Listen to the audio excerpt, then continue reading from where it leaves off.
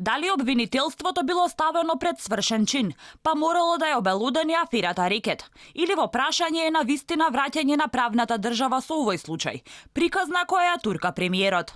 Ова прашање се наметнува после скандалот кој пред 2 дена пукна во јавноста, иако одамна низ чаршијата се вртеа муабети за тргување со бомби за милионски суми. Прв кој е обвинен дека му била барани пари е бизнисменот Зоран Азманов, кој е претседател на надзорниот одбор на Настал. Кон средината на јануари оваа година, Азманов го обвини Бојан Јовановски дека му барал 50.000 евра или стан за да не објави во јавност, наводно никакви документи од финансиската полиција.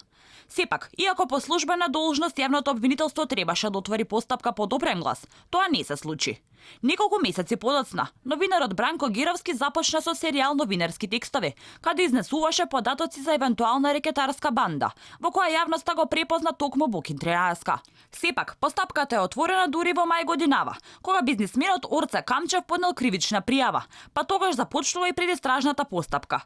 Камчев бил жртва на осомничењето од ноември 2018 година до април оваа година. Иако обвинителката Вилма Русковска вели дека постапката е започната по пријавата на Камчев. Денеска таа вели дека прв ги известил премиерот Заев, на кој му се жалеле бизнисмени дека се уценувани. Премиерот устно не извести мени и јавниот обвинител на Република Северна Македонија, при тоа изразувајќи подготвеност да дојде и да поднесе кривична пријава на записник. Но ние му советувавме сведокот да дојде во обвинителството и да пријави.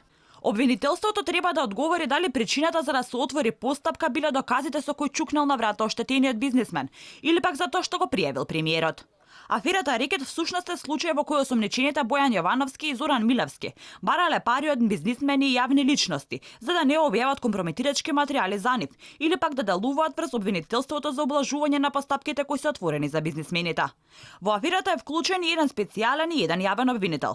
Јавноста ја препозна Катица Јанева како инволвирана во случајот, а таа воопшто и не се огласи по надписите за неа. А денот кога е притворен Боки Тренајска, таа случајно или не депонираше оставка, а на 16 месецов си отворила и боледување.